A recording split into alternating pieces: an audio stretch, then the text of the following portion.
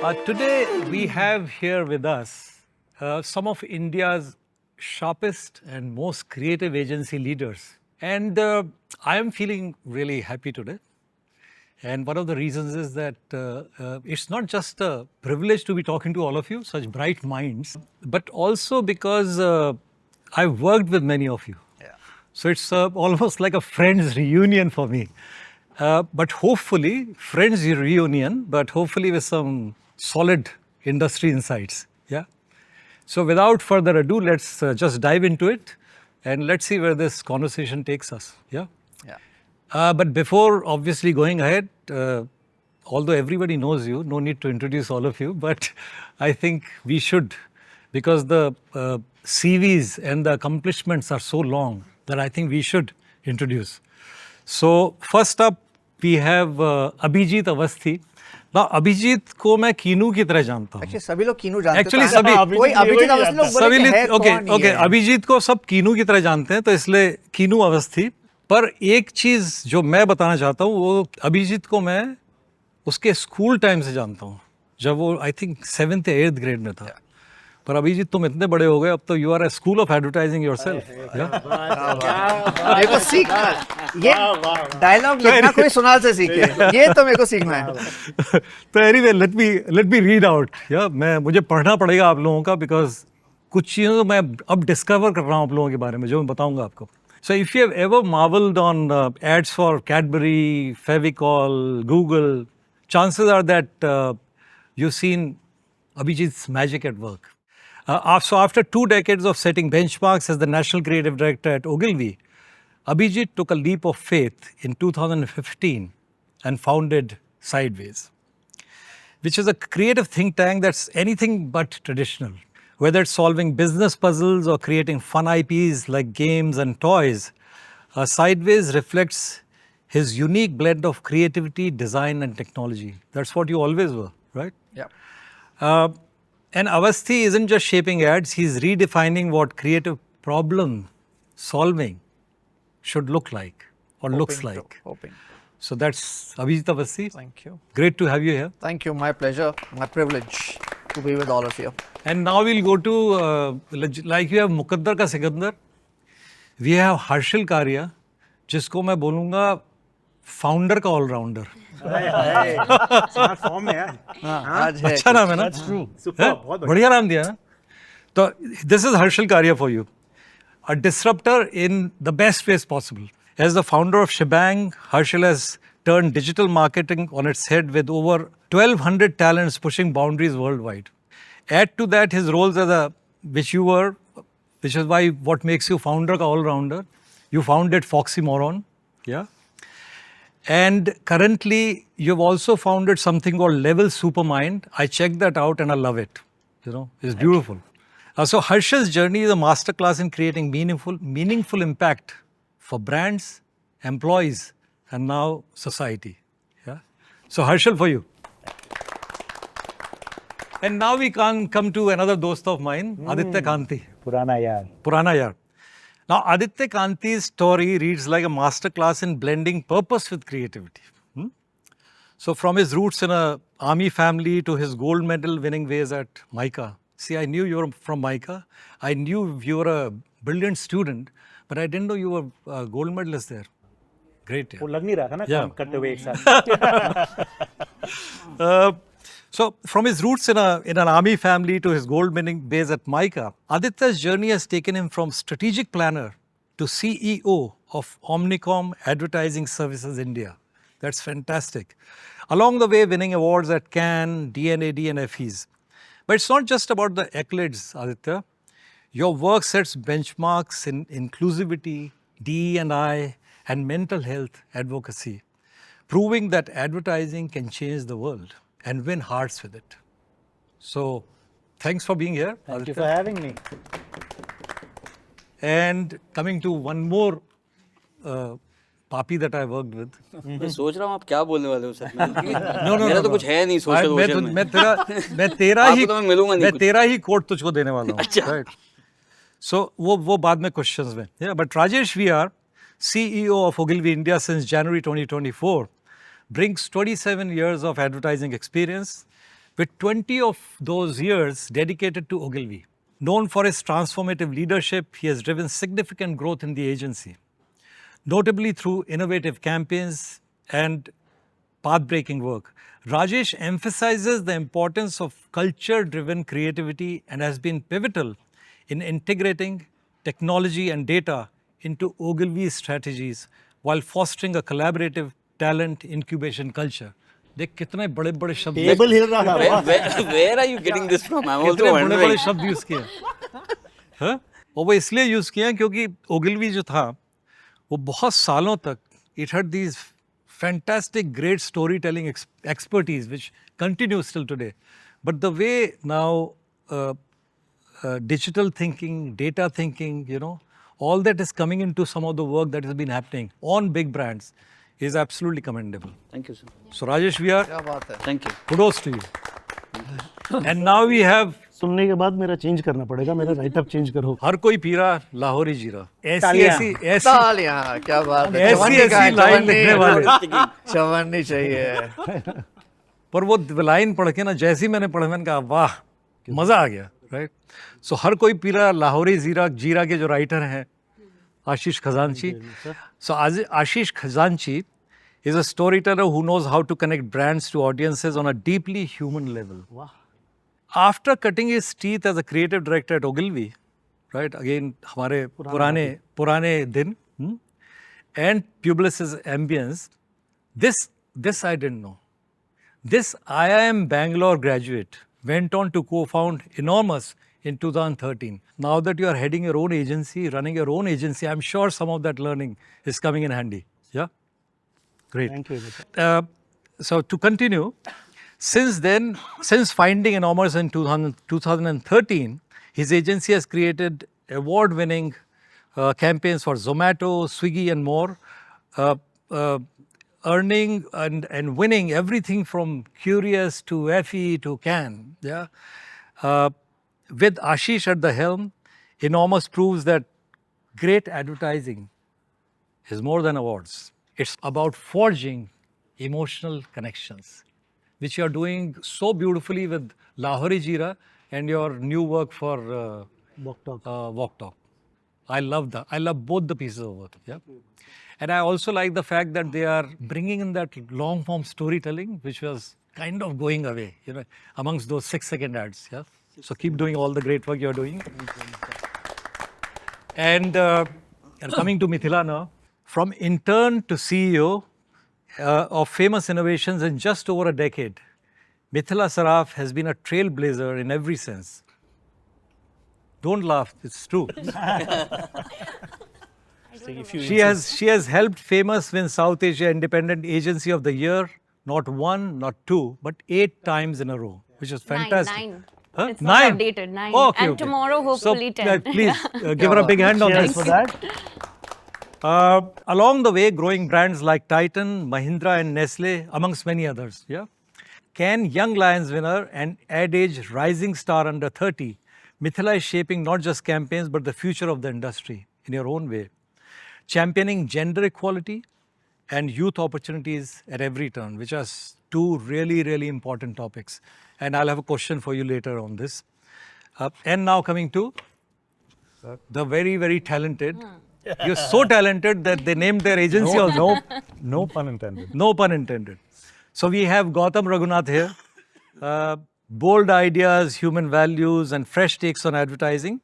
That's Gautam Reghunath in a nutshell. From leading Dentsu Web Chutney to the title of Cannes Agency of the Year to co-founding Talented, India's first employee-owned creative agency, Gautam, along with his partners, is rewriting the rule book. Fantastic. Thank you. Gautam and of course his teams are proof that you can prioritize people, values and transparency while still delivering groundbreaking work.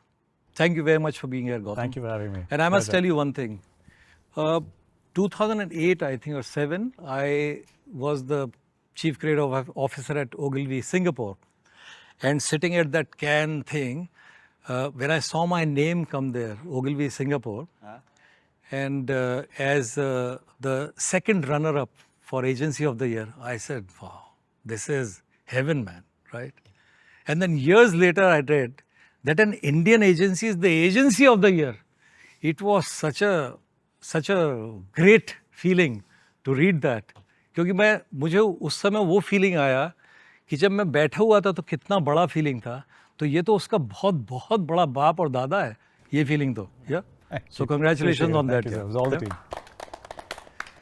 And now coming to one more dost of mine, and we share another passion between the two of us, which is performing. How good, we don't know. I'm talking about him.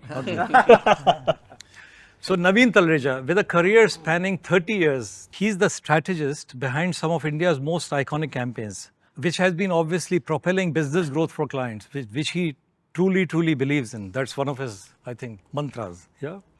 As a co-founder of the Womb Communications, he's crafted gems like Fog's Kya Chal Raha Hai, which is so talked about as a piece of work, and Saregama's Caravan. This one I love. You know, it's such a iconic. It tells you that, you know, which some of the work that you are also doing also, which is that our business is not just limited to two-dimensional, or it can become three-dimensional in a really big way, which is to have a property like, to create a sound box like the Caravan. During his time at Ogilvy, Navin's leadership helped Ogilvy Mumbai achieve record growth and multiple accolades, including becoming Campaign Asia's Agency of the Year. Today, he continues to shape brands and break boundaries, one groundbreaking idea at a time. Kya line hai? Thank you. Thank you. Thank you. Thank you. Huh? Thank you. So with such, impressive introductions that Pressure is in all of us. Yeah. कुछ ढंग के बात बोलेंगे सब लोग. give to all of you, just to raise the Kya baat, temperature of the stakes. room a bit. Let's give all of you a big round of applause. As we go ahead with the conversation, I'll have questions individually for you also. But some questions I've got which are to all of you, right? And we can begin wherever we want. What I wanted to know from you, your thoughts on, in such a situation, when we had long relationships with clients and brands, brand building was that much easier. How are you coping with that? When the relationships have become shorter, instead of retention, you are working on project basis with many clients. How do you cope with that? So for us, I think actually doing projects is by choice, because Sideways as a company, the kind of work that we do, it's since we are more like a creative problem solving company, we come in, we solve a problem and we move on. So actually that's, for us it's a little different. I would say maybe like 20% of our business by choice is retainer, the rest is all project based. So actually it's been a learning for us, but it works well for us. Having said that, what you mentioned is true. I think people need to realize today, let's assume there are some really much loved brands which have been built over decades, yeah, and some of us have been fortunate enough to have been part of those journeys. A big portion of why that happened is because of years of relationships, True. trust, True. learning on the job with each campaign. हर बार तो ढंग से कर नहीं सकते हैं. अच्छा यहाँ पे ये गड़बड़ हुई, next time we'll change it. The client and yours relationship, how you read each other, that improves. Your partnership with other people in the journey, the directors, etc. So, you know, it's an ecosystem which helps build a brand. I feel that today, not many, okay, let's start getting a little controversial early in the discussion. I genuinely believe not many CMOs aren't interested in building a long-term brand, because they themselves don't know in 3 years' time where they will be. Yeah, okay. Yeah.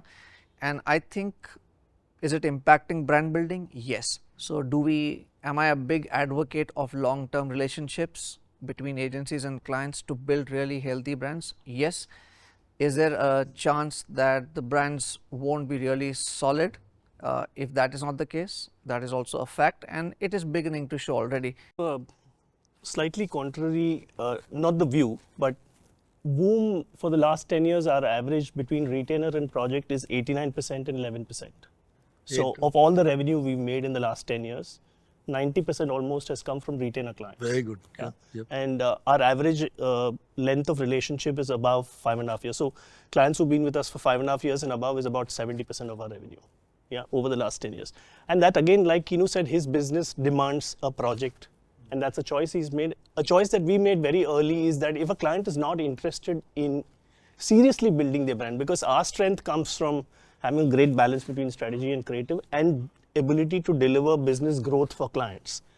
Project में वो होता नहीं है 3 महीने project करके निकल गए उसका वो चली नहीं चली कैंपेन उसका रिजल्ट क्या आया and many times the results reveal what to do next and so we made a conscious choice to be on a retainer with clients more often than not. Of course, we do 3 or 4 projects, 5 projects a year, depending on interest, excitement. Sometimes somebody makes a request, we do it. But yes, the flirtatious nature of projects, and many of the CMOs are actually very young, and to add to the controversy, I would say even immature to a certain degree. And they want, कि अच्छे से एक campaign हो जाए, अपन can जीत लें, and then I'll move to the next agency who will give me another, famous campaign. What's happening to the brand? Are you consistent with the tone? Which TG are you talking to? Is it delivering growth for you? I don't think these are matters of concern to many of the newer age CMOs. Of course, there is a whole bunch of them, which is why we still have an agency like us at 8911. There's a whole bunch of them who understand the long-term requirements, Benefits and the benefits of it, and so they stick with you. But if the flirtatious nature continues, and you can see markets across the world, US has done it very often. People realize it, I think, 5 years, 5 campaigns down the line. They don't realize it immediately. Sorry. Mithila, Just to come in on that. So, completely agree. I think same thing with famous. It's a very high risk thing to reveal, but our top 10 contracts have been 70% of net revenue for the last 3-4 years, right? So it's 10 contracts are essentially the agency, right? And it feels scary when you just look at 10 contracts and you think this is it, what will happen if... So these are projects? No, these are 10 retainer contracts. 10 retainer contracts. Retainer contracts that are the agency, right? But 2 things in favor of that. So I think very often the argument pro project is made because of the economics, right? True. Because it can be a short of a very high margin business because you're coming in doing that little thing. You don't need to employ a massive team. Maybe one script is what you're delivering and you're getting out, right? So it gives you that short-term profitability if you need that. But in the long term, 2 years, 3 years down the line, the kind of value you can create with a retainer client who trusts you is significantly higher.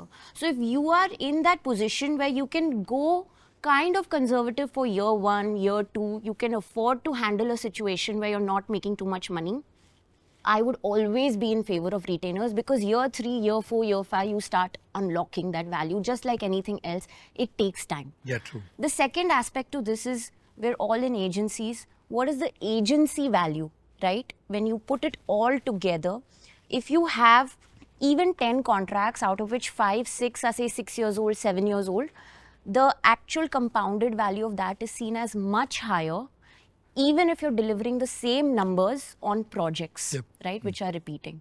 So from an economic sense, there is the idealistic sense, which I'm completely with, right, which is brand building, consistency, relationship, trust, all that is 100% true. But even from an economic sense, I think projects don't make as much sense in the long term. Just quickly comment on the economics. There's inconsistency if you're largely a project-based agency. Because April to March, let's say you did 10 projects and 5 crores and your agency is 7 crores worth. Next March or next April, it's 0 again. True. Yeah, because you're only a 2 crore agency. Now again you build to 8 crores and then again next year you're 3 crores. So it's very inconsistent. It's scary for you to hire people and have families rely on you if you become a project-based agency. Yeah, so the economics just don't make sense. Yes, for profitability it makes sense. That injection. But on the Gautam, long you term, just it doesn't started, work. right? Sorry. So, I mean, so what has we been find your ourselves on the absolute experience? opposite end of the spectrum. We are supremely pro-project. Okay. 80% of our revenue, consciously, like he knows, is project-based. I like the fact that it keeps us on our toes, to be very honest. The one thing that I have a difference of opinion on is I don't buy the fact that if you're on a project model, you don't get to build brand. The thing is, everything's become, creativity has gone democratized.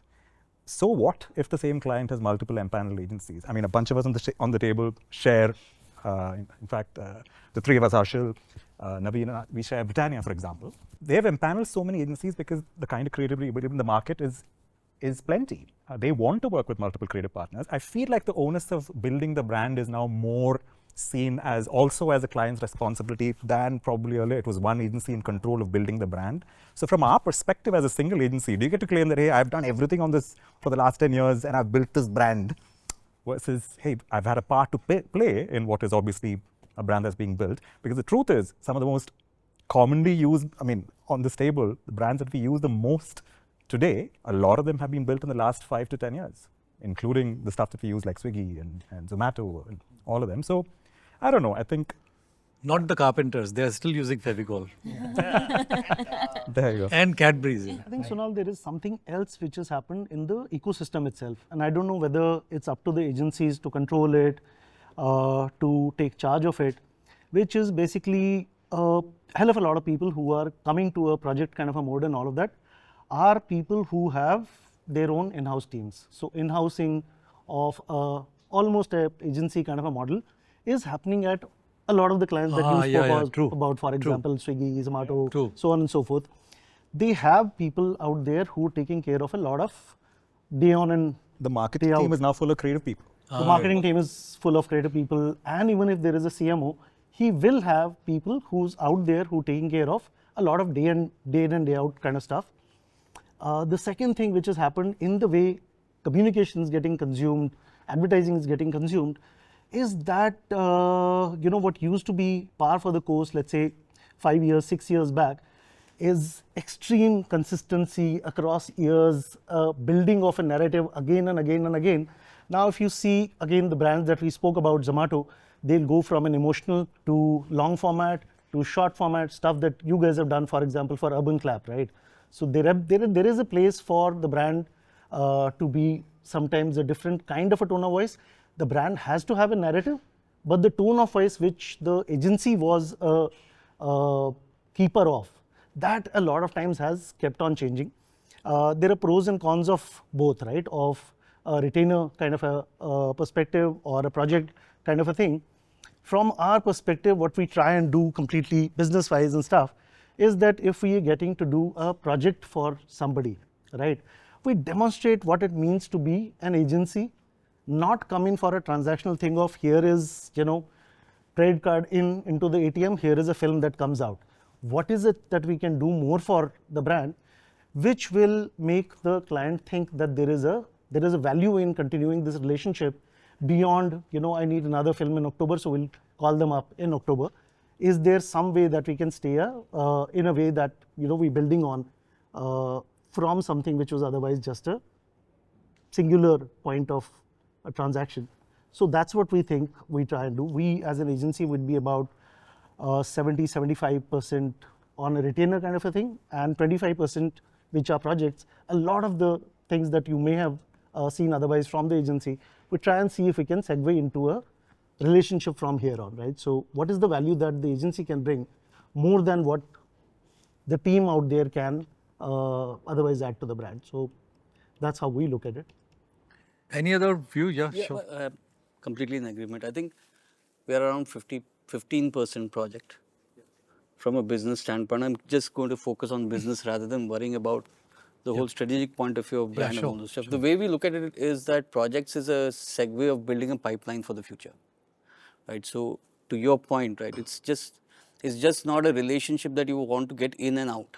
The kind of clients that we go after, the selection becomes very important. And then after you finish the project, it's about investment, and that's an investment that we have to do from our side in terms of saying, can we create more business solutioning? Can we keep meeting the clients? So it's just not about ending it in the 3 months that your project is over, right? Then because you've started a relationship. Today, it's so difficult to kind of get a segue into a new client because of so much of competition. If you are inside, then can create a long tail of the pipeline and start converting it. And mostly what we have seen, around 40 to 45% of our project clients come back the next year and the next year and the next year. And then you are able to kind of get into a lot of different solutioning, because it's not necessary that advertising or mainstream advertising is the only problem. You can get through other services that you can offer and kind of stretch the relationship as long as possible. At some point of time, you're able to convert them into retainership. That's so we look at it as a pipeline building exercise rather than worrying about where the industry is going. Okay. When you get a project like that, do you interact? Because see, there are clients who do not have they have the money, like it's happening with many of the startups also.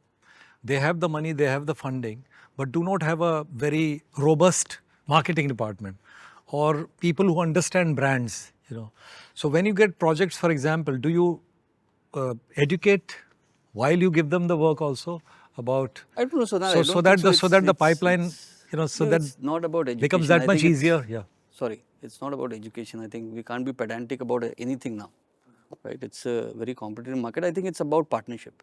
True. And if you're able to invest, I think it's all about investing your time beyond the money that they're paying you. If you're able to invest, create engagements with them and be in regular touch, things convert. There are lots of opportunity happens with the same client. No, what I meant was that by educating is that when you talk about whatever that project there is, and you know that it's for 2-3 months, right? During that time, do you talk about the fact that exactly what we are discussing, that do not just look at it as one-off, see what can be done to the... I think no, I don't think so you can be pedantic. I don't think so you can, because that they are approaching it from a point of view of saying one-time engagement. That's true. You have to honor that, but I think post the project, you have to increase engagement. Continue to talk to them. वो पढ़ा नहीं सकते sir client को अभी मतलब it's. Also, I think through the project, I think the experience that both teams have. That also shows. That helps because at the end of their project, many of them say we would like to continue. Yep. So that helps. Sonal, थोड़ा सा disagree करता हूँ. I don't think it's about teaching them what they don't know. We roughly know we can't know their consumers better than they do. We can't know their business better than they do. No, what I meant was, see, you might know, let's say I'm a founder. Right. A tech Right. platform so I know founder. the technology for example. part of it. And I do not have, let's say, I have not hired anybody in that. There are people like that. Right. So in a situation like that, do you, by educating, I didn't mean that you preach. I'll tell you what. But you. It But actually do you really talk- works. do you for talk a about- client, especially tech founders and all, it really works because you have to understand that tech founders are very impatient. They want results fast. When you're on a project side and you're educating, you are giving X amount of time on that education. To get them to the same page requires a lot of conversation. True. So True. that I don't think it works in, especially the teams which don't have the marketing department and have the budget to want the marketing department. In 4 meetings or 4 weeks, he's going to say, I want to get my own guy. True. And that's why they're all getting their own teams. True. Because the reason people are getting their own teams is because impatience is the need of the hour. Yep. So I think that is that is what I is. think just one thread to pick up from that, sure. right? I think whether you go into a project or a retainership, to that point of how do you then keep on increasing that value, I think it comes from a fundamental distinction of are you playing a value game or a volume game, right? The challenge is today a lot of agencies are playing the volume game, in which case the senior most people in the agency are just not spending enough time on one client. Now, if you're not spending enough time, you can't suddenly go and tell the client, I know everything and here's what you should do. Yeah, right? true. If you're spending enough time, that happens naturally. Yeah, the client wants a sounding sees, board as well, right? And then naturally that extends into project number 2 or an extension or, whatever, some other thing that you can do together. But it's very natural. You have to stick to playing the value game, whether you're doing it as a project or a Absolutely. retainer. True. Sir, एक और बहुत interesting चीज़ है. I mean, since I've been around this long, so I've seen advertising change from, when you would make bromides. How long? Right. Long. Right. He's lost his hair. And because of advertising. So what used to happen earlier, so you had, people, I mean, you can talk about it because Citibank ab is country money. So you had cultures like Citibank, right? And thereabouts and all of that. They used to love meeting the agencies because there was a culture which they were not, a part of, right? Now that culture has gotten democratized, started with the startups, right? Now that's invaded everywhere. Now people can actually land up in a Citibank or a big bank and all of that in sneakers, keep their feet on the table and all of that.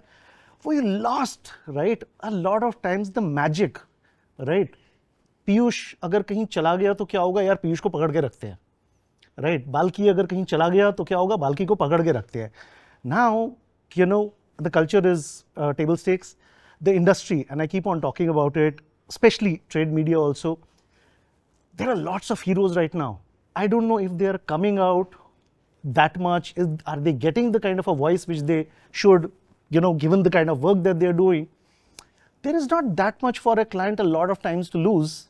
If this agency walks away and new one comes in because you've got a brief ready.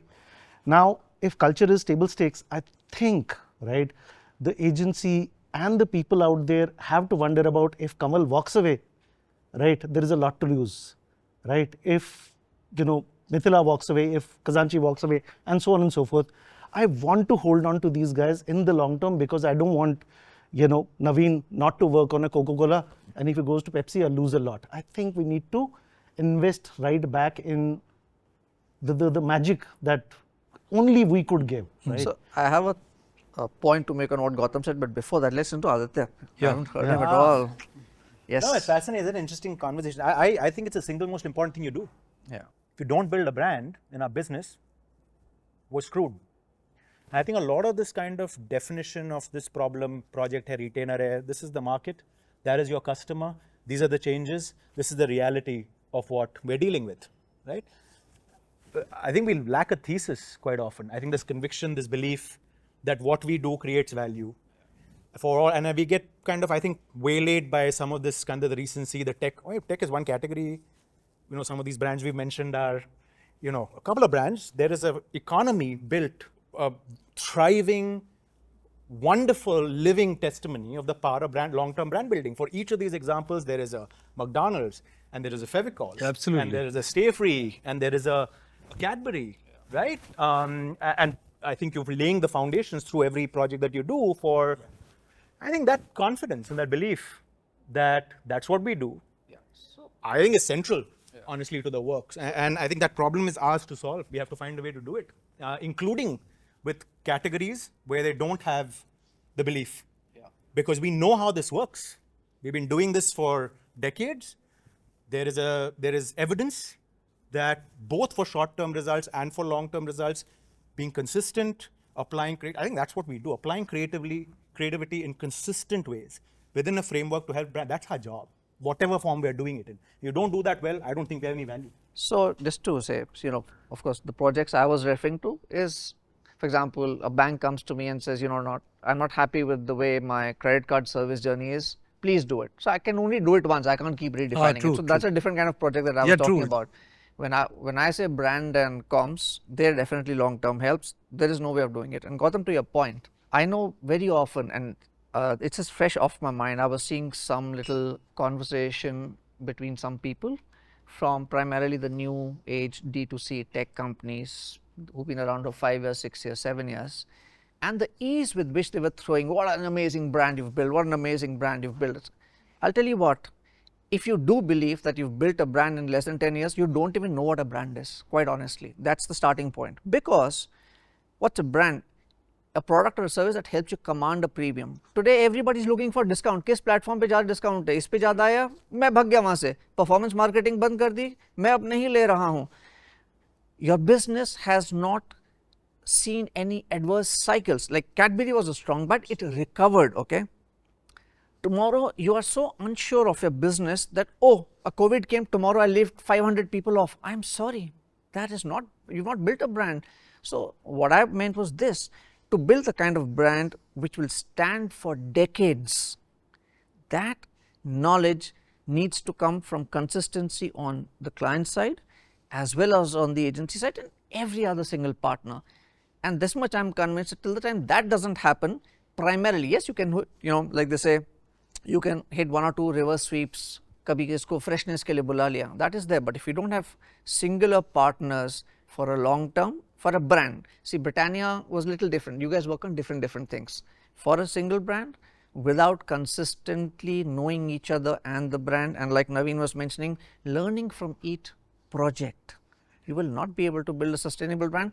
And my biggest fear, and I'll just sort of complete my little observation, is that a lot of the people in the last 10, 12 years, they haven't built brands, okay?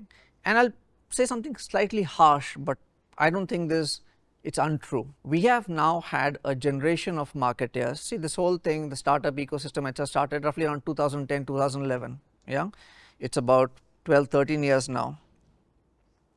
We've had a generation of marketers who have primarily, they've not made profits. They only know how to burn money. They don't know how to earn money. And I think a brand is really solid if you're making money.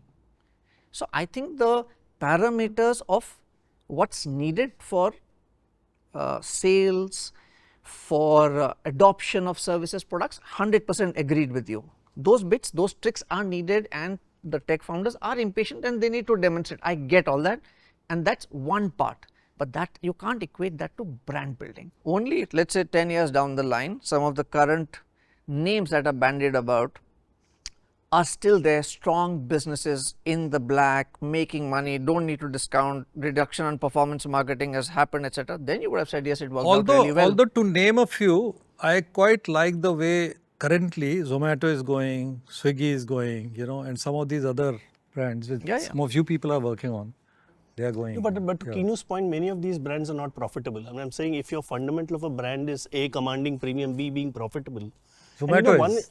Yes, but I'm not talking. Let's, that's another discussion. In general, if loyalty, if today people have their tabs open, I was coming, यार ओला बना ऊपर अरे ओला में 200 रुपए कम है चलो ओला में आता हूँ. I'm sorry. That is definitely not brand building. I think if I could just kind of selfishly maybe answer that. So of course, what happens with these brands in the market, there are so many dynamics at play with their VCs, with their exits, with their funding. There's so much going on, right? So if they don't want to be consistent with their tone of voice, fine, that's up to you. Who am I to teach you, right? That you have to be consistent. But from a selfish agency point of view, it's in the agency's interest to build that consistency, to have that consistency in the relationship. We talked about how CMOs are changing every 3 years and marketing heads are looking for like one win and get out, right? But CEOs are not. Look at all the big companies, even look at the startups, right? The CEO has most likely been there 20 years if it's a large established company. Take Titan, take Aditya Birla, take Mahindra. The CEOs have been there 20 years more. Even in the startups, the CEO or the founder has been there, right? True. So it's in the agency's interest to put a little extra there, build that relationship. Because while your marketing teams may change, while your priorities at a brand may change, if the agency is delivering consistently, that relationship makes sense to us, right? True. More than what is doing for the brand. So what I'm noticing on the table is I'm building a slightly different kind of agency. Definition of agency is a little different because I have about 250 retainers. So, and my top 10 do 40% of my revenue. So I have a lot of clients working with me. And what I've had to really work on over the last 2.5 years is to see how I can manage the client relationships at scale, because I can't meet many of the clients consistently. So what we do is that we do a very rigorous 90-day customer satisfaction on 6 parameters across different, you know, whatever the contract is, whether it's on search, whether it's on design focus, whether it's on production focus. There's a simple rule that whatever the service is has to have 6 parameters of service, which you're rated on. And then we link the growth path of our people to the linkage of the client satisfaction and the net promoter score of the client. And we link it also to breaking down the North Star metric for the client, because marketing's become so complex that we can consistently increase the value that we get from each client by really fulfilling the North Star that they are chasing. And then there's separate subsections. So somebody may be looking at a subsection called performance marketing, somebody may be looking at a subsection called search, and somebody may be looking at a subsection called social. So each of them have different North Stars which ladder up to what builds a consistent brand experience. And so we really just track, measure, and make sure that we are acting on the feedback really fast. And we have an institutionalized mechanism to make sure that once we get a red flag, you know, it's given to people every quarter, and then they have to act on it pretty fast. So the business owners the business heads who look after each of these relationships have to move fast on that, and they're measured on how fast they move and how the metrics move. So we are kind of building it from that perspective. Yeah, I think to sort of echo that, I actually have a completely contrary view to what Harshil said, right? I think advertising cannot and should not scale. Should right? not? Scale. Huh. It's not a scale But it's business. good to have different points of Yeah, view. yeah, of sir. course, of That's course. what makes the... It's fun, no? Yeah, it's fun. It's Yeah, fun. that's what makes the... It's fun.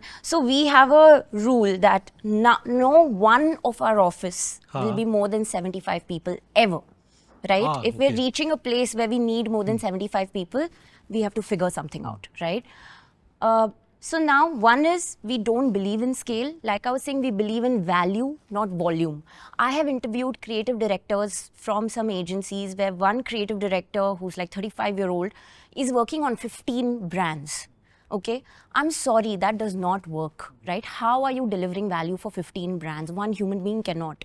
So till you are in the business of strategy and creativity, I'm not talking about say programmatic buying or things like that which can be automated. But till you are in the business of strategy and creativity, we don't believe in scale.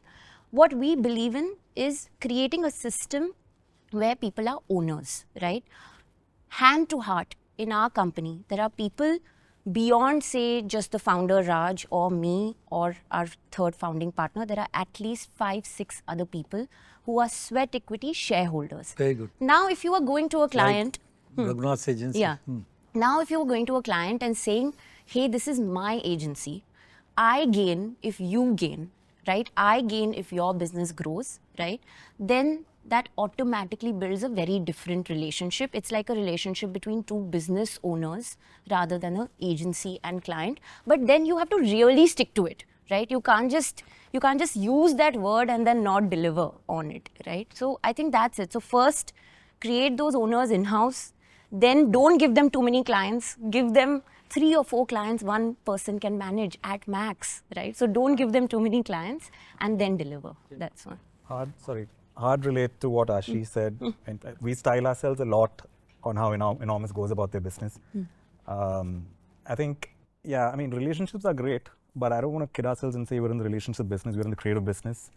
The best way to retain a client is by consistently producing great creative work. That's true. The best way to price yourself higher is by consistently producing great creative work.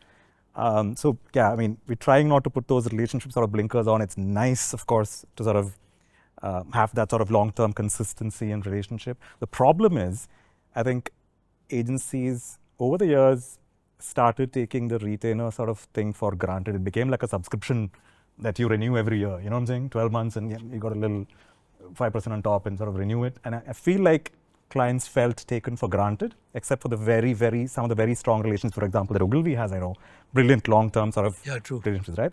But I think you see fewer and fewer of them because clients understand that, hey, there's plenty of you guys, you all nearly look the same, you're all saying the same things, right? You all dress the same. And so, yeah, I think there's a little bit of that sort of play involved from the client's perspective. You know what I meant with relationships, there's, because when you start to see that client not as a client, but as a person, at some point in time, these, and I don't know whether it's happening that much when you're only handling a project, but at some point in time, the lines blur between the client and so you start to become that much more open with, right? And then at some point in time, magic starts to happen. Sonal, So if In you your conversation, And that takes in your off-work conversations with the client, ideas start to come about the brand, which just fall. But that takes No, time. as So I think for those things, it is still really important. No, I like these.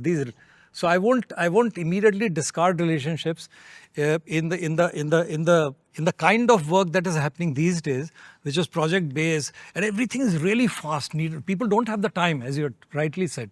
So in that time, to find time for building relationships, maybe it's not a question of telling yourself that you'll specifically build a relationship, that let me call the person for dinner. Maybe it's not that. Maybe it's just a way. behavior builds relationships. So, if you look at human relationships, and I'll just echo what Mithila was saying, if you take it upon yourself, like with friends or with family, that I won't let you down. Okay. Yeah.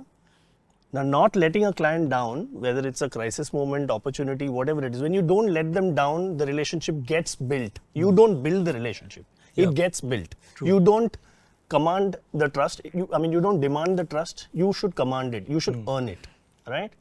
So deeper engagements with the clients, getting involved, really get your hands dirty like what we used to do in the mid 90s. Through the time, when it was commissioned, it was just easy. This retainer bullshit also, I'm telling you, it's also bullshit. Beyond the point, somebody changed it in their wisdom. Can you edit that out, please? Yeah. So, but the fact is, we used to really get deeply engaged with the client. Any thought? If you did that, Addition. if you did that, and the client starts seeing you as part of their team, you become part of their team, the boundaries blur, and magic we've seen happen. Yeah, true. Yeah, and it happens. It will happen. Yeah, but just I'm not sort of pitching the agency, but product. Saregama was a B2B company. We sold them a product idea. They converted themselves to a B2C company in 3 months. Everybody says, oh, Karma is your greatest success. No. That client had the faith and the balls to do it. Yep. Yeah. That's, we had been working with that client for 10 years when he was a CMO at Tata Sky. Yep. The relationship had got built, the faith had got built. True. So that And also. that created the magic 10 years later. It's interesting how now things are shaping for us, Yep. given the size, right? So we don't have an option to say, take a call saying, we will limit X number of business, X number of clients. I think we have to keep growing wherever we are. Also, the other thing is clients don't care about your designation. You can't say I'm a CEO and I'll have a cup of coffee and build a relationship. I think what Navin said, we'll have to, whoever you are, you have to deeply engage and build a difference to their business. Only then relationships are built. I think one of the things that we have experienced over the last 2 decades, and starting from Piyush, maybe even more, is that all of us are invested in the business that we get into from the senior most level, right? So, and that's when we are able to kind of get the consulting point of view in. Otherwise, it's just in and out in terms of saying that ek kaam karna hai, ek film deliver karna hai, ek campaign deliver karna hai, and you're out, right? So, many things linked to it. When you look at consulting point of view, you have to have experience to put the whole consulting point of view. Yep. So, we have been conscious about that and we have been investing on the top. Having said that, I think one is foundational experience so that people like us who have spent 20-25 years maybe can guide clients, but there are also a lot of new age things which are happening. So, we are investing, and when we are investing, I think the second pressure that comes is on margins. You are investing senior talent, you are investing on new age talent which is expensive. So, margins become a pressure, and that is where efficiency and all those stuff are questions that we are answering कि कौन सा काम है जो हमको factory पे चलाना है और कौन सा काम है जहाँ कंसल्टिंग का पॉइंट ऑफ व्यू चाहिए और ये एक this is an evolving thing True. and for us it's not so easy to make choices. I think we'll have to keep growing, right? It's like we can't just say this much of business only or this much of people, but what is effective is it's almost like our organization is becoming like almost like an inverted pyramid. Yeah, I agree. I'm in the same boat, which is that the answer to most problems is growth. And I'm growth. shameless about I want to build a 100,000 people company. Yeah. I will build a 100,000 people company before I retire. So I think that this, breaking down where I need to be boutique and where I need to be scale is the magic sauce. You'll hire all the people Mithila is not hiring. Just keeping out. I actually think what he said was really interesting. Sorry, go ahead. Yeah. Sorry. No, but I feel like that's, and I also think we need to look at India's place in the world right now. Yep. So there was the IT boom, and now all our young people are more culturally sensitive aware than they've ever been. So what I'm really banking on is how we can make India center of the world as far as, the creative services and the MarTech services is concerned. Nice. So I've gone and set up in London 2 years. I have really slogged myself off. I'm very happy there are a very profitable office there. I went and bought a company in Amsterdam. I'm going to set up in Middle East. I'm going to invest in Africa. What I do is I make sure. See, I gave you the right name. Huh? Founder ka all-rounder. So, and the other thing that we need to do, I think, as an industry is we need to invest back into industry. Yeah. So, one of the first things I started doing when I set up the company is I started training kids off the street with graphic design. And I used to have Saturday and we used to train them. Now I institutionalized the program. I do for 1,200 kids every day, 600 in rural, 600 in urban. Their IQ levels in the 12th grade, 8th grade are of 4th graders, 3rd graders. So I work with them one-on-one to do like what we had tuitions. So we have a program which works with them only on building tuitions and scaling that up. And then we second phase of that is bring them into design skills, writing skills, IT skills. How can we contribute to industry? How can we grow industry? And I think clients like to associate with companies that are honest on that. Even all these parameters of satisfaction, etc. It's codifying the age-old secrets, which is that you need to be able to build a good relationship. You need to be able to know the customer. All the young people, a lot of my clients complain to me that bacche dalta hai tu. But I will tell you that when I send the kids to the retailers, when I send the kids to, I say first go and speak to the retailer, speak to the distributor, speak to few customers. The insights that they come back with are very rich. So how can you institutionalize that? True. And because the cost pressures are there on us. So, I feel like it's a bit of all of that it's a melting pot, right? It's a majedar melting pot. And which we need to solve. relationship, you're absolutely right. Any kind of relationship knows no age, You might have a really junior person interacting with the client as long as he's providing the value. I don't think, like VR said, I don't think clients care Yeah, about yeah, designation. true. You can be the junior most in the room and you can make sense. Clients will love you. You have any thoughts, Aditya? No, I was just saying when at the top of this particular discussion, when he talked about, I think that challenge, particularly in an environment where, you want to actually move away from this personality-led type of relationship. How do you put a system and a structure in which can scale? Because growth, I think, is non-negotiable, honestly, regardless of how big or small you are. That's what you're ultimately trying to drive. That's what you want to do for your clients as well.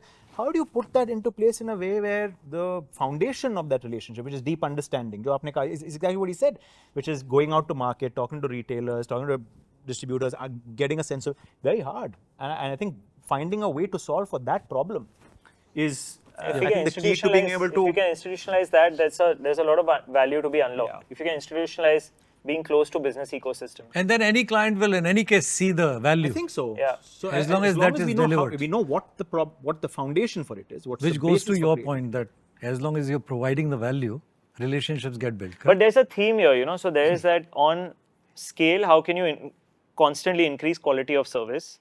But the other reality is that there's going to be a bunch of 200 intelligent people, which this industry is going to consist of, which are going to be superior than the rest. There is going to be both of those playing. And if you're built, at least the way I see the agency ecosystem, you're building agency ecosystem, you will need to have some of those 200 extremely intelligent people, or 200, 500,000, whatever have you, the ones who win the metal. You need to have a bunch of those, and they will work in a more project style way because they don't like to work in this scale way. And then there is the scale, and you can, I feel. I think like the Levi's and the diesel can coexist. Yeah, you can coexist. It's like that. Yeah, true. And as we discussed earlier, even the businesses are changing. There's so many different kinds of businesses around us. And we are the cusp of a growth revolution. So I think there's going to be enough, food and on so the many table for ways everybody. brands are getting built. Brands are getting built on pure Instagram, for example. So anyway, now because we've spoken so much only, I think 2 hours have gone only to two questions. काम करते हैं कुछ. Yeah. You don't pitch, right? You said, yeah, that's what I read. And I know about you also.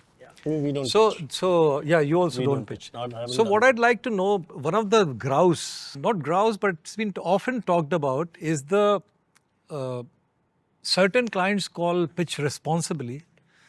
Many clients, many brands have been calling pitches irresponsibly. And very few compensate. What are your thoughts on that? Because since this roundtable will be seen, right? By many marketers also. What is the right thing to do which is good for everybody? See, I think we kind of take the... in terms of compensations. Yeah. I think we kind of take a shortcut when we say that the clients are too many clients are calling for a pitch these days, or clients are not paying for the pitch these days. I think as agency heads, it is entirely our responsibility to make sure you're pitching for the right client. Correct. There are multiple ways to check if this client is serious or not. The first question I ask them is, who's your current agency or who's your ex-agency, and why aren't you doing this with them? Yep. Most often, if that agency is somebody, most agencies I look up to, right? If they say Voom is my ex-agency, right? Then there's nothing that I client think... called you, No, never happened. So if they say that, then I will say it's impossible that they cannot solve this problem for you, right? So I think investigating enough before a pitch, you can ask other people in the industry, be open with your peers. Very often we exchange notes with enormous saying, have you been invited for this pitch? Because we get to know, oh, the client is talking to 7 agencies. We get to know these kind of things, right? So exchanging notes among us, investigating the client, and then taking a measured call whether you want to go ahead with that pitch or not is entirely our responsibility. Yeah, that's very good. What I meant was that shouldn't every time a pitch is called, some compensation should be given, because right now agencies are stretched. All agencies are stretched, right? Within that work that you're doing for your day-to-day clients, you're finding time, investing money, investing senior teams to go for a pitch. Of course, the rewards are there if you win the pitch, but to get a solid, robust pitch, right? So let me come in on that. You know, we've been offered pitch fees many a time. Yeah, 5 lakhs, 7 lakhs, whatever. Firstly, that amount is nowhere close to the number of hours that you spend on actually putting that pitch together. Relationships, good relationships, strong relationships, magical relationships are built on mutual respect and trust. Yeah, and that happens between two equals. What's the psychology of a pitch? 6 लोग आके नाचेंगे, मेरे को इसकी नाच सबसे अच्छी लगी. Then I'll say, I liked Abhijit also, I liked Harshil also, now let them fight on negotiation. And then I'll pick him. So what is the entire conversation from the time a pitch started to the time I gave you the business was client here, agency here, right? This can never be a relationship that can get magical. This power equation or this equation continues through the journey of that relation. It will take a human effort for that agency to get to this place, right? That's point number 1. That's the reason we don't pitch. The second reason, the client's been sitting with a problem for 1 year, 2 years, 2.5 years, 6 months. You're saying 6 agency आएंगी, with all the collective minds and creativity that we have, we will solve this problem in 2 weeks. 90% of those times, the briefs are fictitious. I've had, not at the womb, but earlier in life, some client tell me after we won the pitch, "Acha, come now, I'll tell you what the real brief is." तो हम लोग क्या कर रहे थे? You know, so there's a psychology of a pitch, and personally, if you ask me, the compensation is a cop-out. We had done some number crunching, VR and I, for a campaign, South Asia New Business Development Agency of the Year, when I used to work in Ogilvy, used to head Bombay. We didn't pitch even then. And Kinu had pushed us that time, saying, don't pitch. Last 5 years, 6 5 years, years Navin and I, when we were together at Ogilvy. We From didn't pitch in then Ogilvy, actually I've Bombay been also. saying no pitches. He pushed me, Ogilvy, Bombay, last 5 years that we ran it, we didn't pitch. We saved, and that was the number we put in that case entry, we saved 4.7 crore rupees of time by not pitching in a year. And this 4.7 crores was 10, 12 years ago. That's today 7 But I crores. don't think that's all agencies taking a stance that we won't pitch. You should It's not also pitch. not right, I think. Sir, Why आपको not? pitch का Why economics, not? I'll tell you the I mean, economics. You're I'm provoking. I'm No, it's- opening it no, up no, like no, this. you know what? Feel otherwise. No, but but I'll tell you. I'm No, sorry. Sonal, I don't think it's fair to put a carte blanche like that. Okay? Let me just finish what I'm saying. Independent agencies like Kinu, me, Harshil, Enormous, Mithila, still have the power to say no. We wanted to grow by 20%, we grew by 18%. There's nobody questioning us. We are, Aditya, are CEOs of large organizations where growth is a mandate. Those numbers are fixed. Yeah, sure. Yeah. So it cannot be ki we cannot do, can do. But the fact is, 10 years ago, there was no conversation about agencies not pitching in this country. Today, there are 3 sitting on this table telling you they don't pitch. We haven't pitched in 10 years. That's a start. Anybody here who is who's okay with?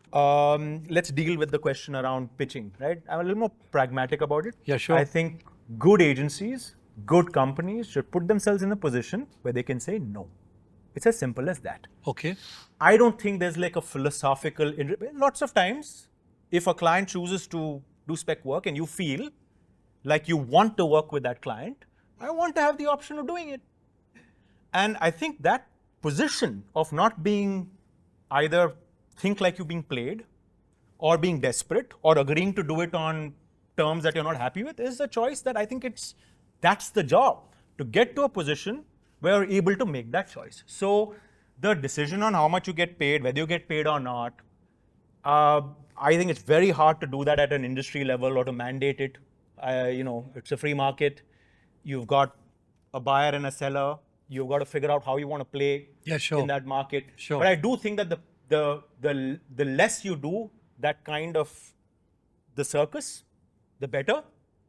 But I think there are lots of situations where you want to work with a certain type of client for whatever reason, and the process demands that you participate in a certain way. I think it's a little bit naive to not, and I think it in the long term weakens the business, because the question you have to ask is, how strong are you getting quarter on quarter, year on year, to be able to say no when you want to? That's, I think, the more important question. No, which is the point I was making, that for large network CEOs, it's difficult. I mean, they progressively get stronger and say no. We can say no on day one. So it's not fair to compare independent agencies with network agencies on this topic of whether they can or cannot or should not pitch.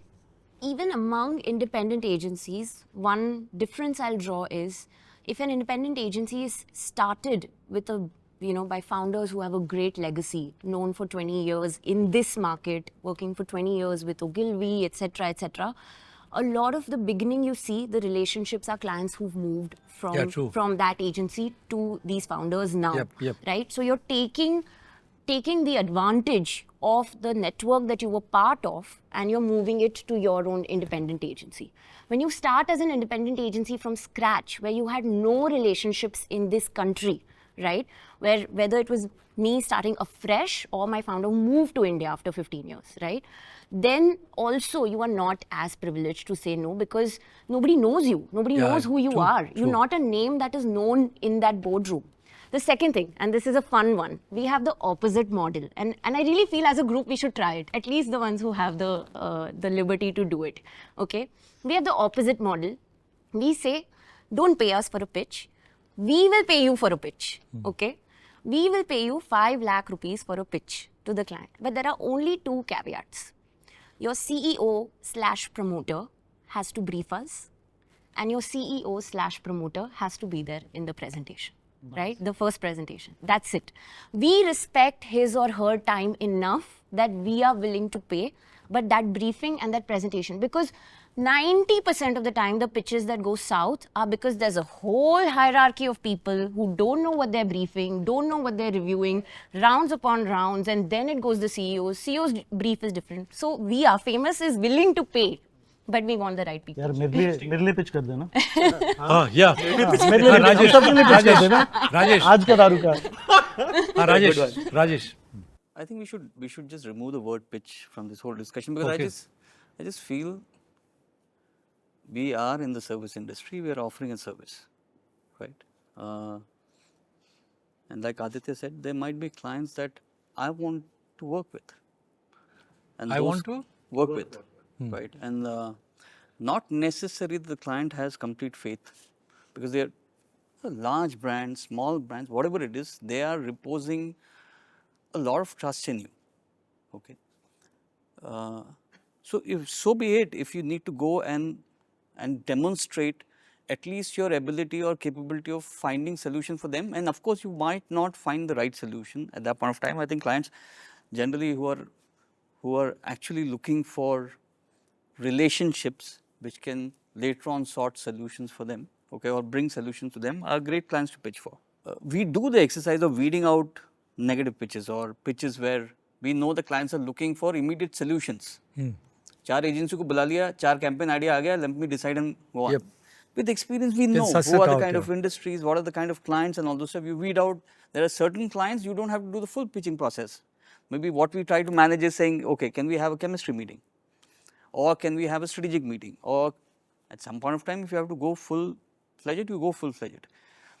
So I definitely don't look at it as pitching. I think it's about saying that I need business and I love to have a business from a specific... From certain clients, yeah. Why don't we invest our time? Because they are going to invest their trust on us. अब शादी कर रहे हैं तो थोड़ा तो एक... But if they come to you VR on their own, you can charge a premium. No, but the other thing, I'm not denying. But and that's one other point. And again, there'll be, just one point. Yeah. There will always be very different kinds of businesses. There are lots of clients who come it's to us. easy to suss out. For example, let's say a I mean, I remember one pitch that immediately comes to mind that we were damn thrilled about was Coca-Cola coming to Southeast Asia to launch the Coke Side of Life. So at that point in time, they had their agency, but they wanted to suss out that in Southeast Asia, which is the agency that, right, that could do it. Or take an example of Vistara coming into India for the first time, a joint venture between Singapore Airlines and Tata, right, will definitely call for a pitch, you know, to really understand, because that bigger brand, a new brand to solely give on, you can do that on the basis of the past work of the agency, but it then is also not fair to many other agencies. My point was that what pitches do is to give opportunity to agencies that have possibly not been in the limelight. That's one. Anyway, But my however point you- was that if the pitching is being done, it should be compensated. Even Sir, though compensation- problem hai, Sorry. So the way the whole pitching process works, there is, let's say, an account like a Jeep or a Spotify or something like that, right? Yeah. Interesting, great brand, right? And the word gets out. Then there are 20 other people who try to get in. Now what are you going to do, right? So there is a guy from business development, let's say a network agency, independent agency, gender agnostic. So this person reaches out, oh, we are really interested in the brand, we want to be a part of it. हाँ आ जाओ, we've seen your work, you should be a part of this process, but ना पैसे लगेंगे, right? How does that work at all? Because you reached out to them, you want to be a part of the process, and now you want to get paid for it. See, this topic is very, very close to my heart because I have seen a transformation happen, and I'm not saying it's a one size fits all kind of a thing, but you know, good for us may not be the same way for, let's say, a network agency or even another independent agency. We realized roughly at the tail end of the entire COVID situation that forget about anything else, right? We are not having fun doing what we are doing right now, so something must give, right? So what will give us the most amount of joy is basically great work out there which gives us the most amount of jollies. So there was only one way to do it. There are only two things that an agency essentially has, which is talent and time, right? Talent pool remains roughly the same and all of that. If you spending, let's say 30-40% of your time, 25% of your time pitching, you're not bringing that resource into what you already have on the table. So what we decided about 4 years back was we just not going to pitch at least for some time. Let's see how it works. Like Navin said, I am not, answerable right now to. Yeah, breaking news. Breaking news. We'll schmooze some. No, nothing like that at all. So we will not pitch. We'll actually very bring loaded, the best of us. Very loaded. Now I'm going to ask a big multinational agency question to you. So what we started doing, and this was the economics in my mind, which is, यार हम लोग किसी pitch में जाते हैं. I'm assuming that a pitch that we are going for will be a pitch amongst equals, right? So there will at least be 3 people there, right? If you even use the law of averages out of 10 people, and I've tried selling this gospel to many agency heads and all, आप 10 लोगों के लिए pitch करोगे. Let's say the law of averages with 3 people out there, and more often than not, there are more than 3 agencies, you'll end up winning 3 out of the lot, right? That's just how it goes. If you are a desirable agency, right, it will not happen on day one. It will take a lot of work, right? It will even take you a year, maybe longer than a year. Then if you dig your heels in, right, you are the agency that the client definitely wants to work with. It's happened so many times that we refused the pitch. They went out, they had the whole round of pitches, they had this entire FOMO that these people are doing stellar work or good work and I'm happy with them. 2 of them anyway come to you. So you save 25-30% of your time. The attrition of the people that you have, right, has gone like absolutely next to nil because they're not spending their midnight oil and this and that and the other being in the agency. And with pitching you winning 3, without pitching you winning 2 of the businesses. This is a much better way to be. right? So there is no, see, I'll tell you what, I think कोई thumb rule like, नहीं है. there is no Thumb thumb rule rule, nahi hai. it's Gautam is trying to philosophical. speak since a long time. Let's finish with Okay, chalo, Sorry. Gautam. Please. Finish. No, I'm saying there's obviously clearly a lot wrong with the pitching process itself, but I mean, most of us are advertising romantics at heart. The fun of a pitch, it's still, I mean, I don't know, there's something about a pitch that sort of gets people together, and that's still a very enjoyable part. But VR's point of weeding out, that process of weeding out is where the real energy from every company, and each company has their own model for weeding out. For us, any CMO that calls more than 3-4 agencies is a major big red flag. Lots of markers. The pitch fee, of course, it doesn't do anything. The pitch fee is a nice little sweetener, but more than anything, it's a signal. It's a signal that, hey, we're not taking your creative process for granted. That's what I meant. Yeah, And that's a nice feeling. Yep. Right? And that's also a filter, right? Like if 5 out of the 7 say no, it's great. You're working with people who sort of value your effort. But yeah, the effort that goes into a pitch is monumental. Everyone wants to beat the other person. It's monumental. I remember, like, the craziest of things. All of us have our pitch stories. I have the story of one of my 10 years ago when I was working my first job. Red Bull was coming down to India for the first time, and we got Bull to the office, and there was this video that we were making a video for Facebook at that point in time. And this creative director shot a video of a guy getting a passionate brand fan getting a Red Bull tattoo on his arm, and the clients are sitting there, right? And they're seeing this video, and then the camera from the pans, and it goes into this creative director who's speaking his face and his arm, and he rolls out his sleeve, and he's the guy who's actually got the Red Bull tattoo. We lost the pitch. We just won that in a pitch earlier this year. Red Bull. Wait, so Red Bull, amazing. Yeah. There you go. I think you do less of it. Everyone agrees to do less of it. But I think there are And I think thoroughly investigating. all ways of going about it, all of which are. The pitch fee, I think, is more of a deterrent than compensation. Pitch fee is also a symbol of that we are taking it a little seriously, which it always feels good.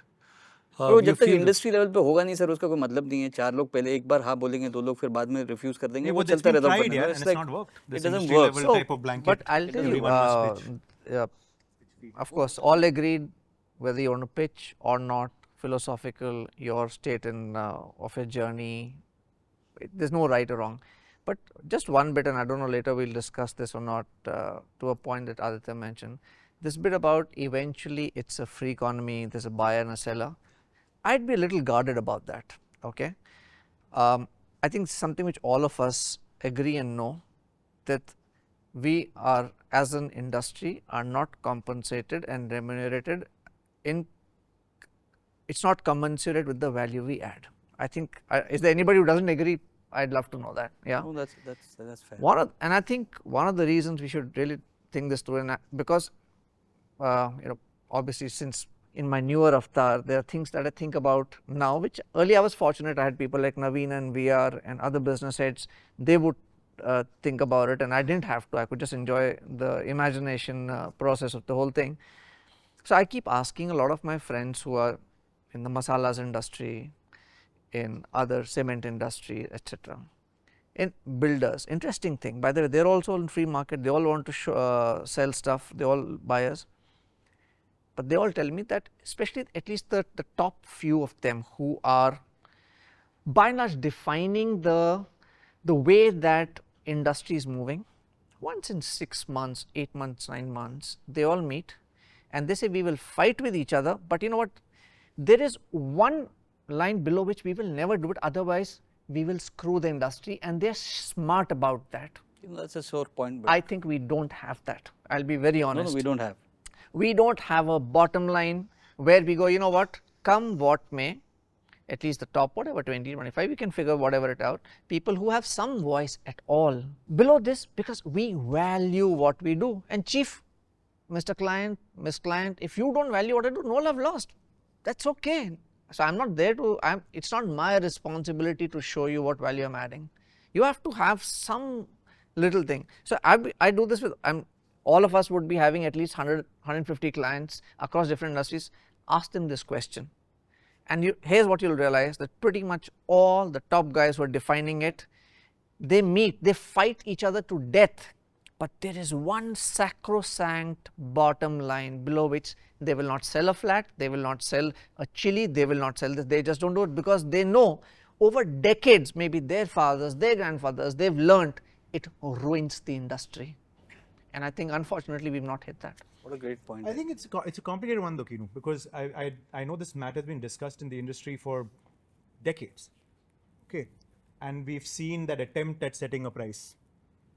It's just, particularly with the fragmentation, with the complexity of the agency ecosystem, the thousands of different types of agencies in the market, Yeah, very the thousands difficult. of different types Impossible. of scopes, the definition of what a product Impossible. is. I mean, I agree with the principle. I think the way to go back to what I was saying, I think the only way is for individual agencies to make good choices. And for us to know what a good price looks like. I don't think we can sit around a table and agree what that good price is, but I think we all have an instinct of what people should get paid, what you need to do in terms of an operating margin to be able to run a good agency and make those choices. And I think by and large, if the good agencies start to push back, say no a little bit more and hold that price, we will get better outcomes. I just think this definition of, so who is part of this 10 No, you or don't have 20 to, it's a mindset. that- See, there is, So the No, mindset you are, I'm yeah, with. you're right about one thing. the which journey is that India is on, there is no dearth of business. There's no dearth. Yeah. I can assure you, we can be 5 times this industry what we are today. there's no doubt. But we have to be truthful, and the word I use, sincerity, not just outside but even to ourselves. Value what we are bringing to the table and be comfortable in saying no, it's okay. Exactly. That's fine. There you go. I'm with Media, you on that. media 100%. agency ecosystem has done it I pretty agree well, with you know. Aditya. I agree with both of you. One, we are not getting the value. With Aditya, very difficult to put a line to it, bottom line to it. That beyond that we won't go because of, again, the number of agencies that are there, the number of creative consultancies that are there. But the larger agencies, I mean, all around the table, right, could talk about it more. Of course, You know, 100%. there should be more conversations on Without this. doubt. Because those conversations will help.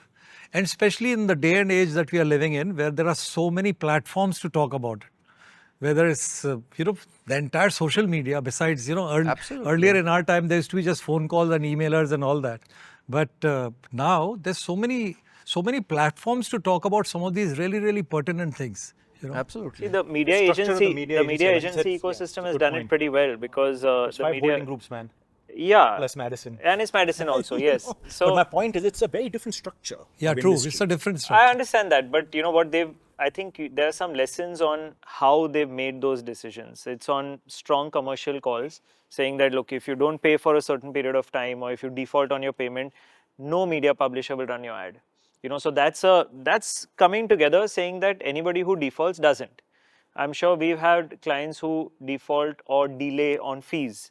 So we can start with some simpler frameworks. It may not be something as complex as a pitch. Yeah, true. But I think everybody echoed like 5 people in a pitch. I think that could be a debar. So, we can start with some simpler things. So the television ecosystem also does that, which is that you are not allowed to advertise on television till you have a certain credit worthiness with the ecosystem. So, those kind of things we can try to institute. And that's where we'll be able to add value to the industry. I think while we are talking about value to the industry, one sore point which might be there is also starting salaries in the industry. Because starting salaries, I remember when I started the business, I chose to set up an agency. I was coming to that question because it's a personal experience.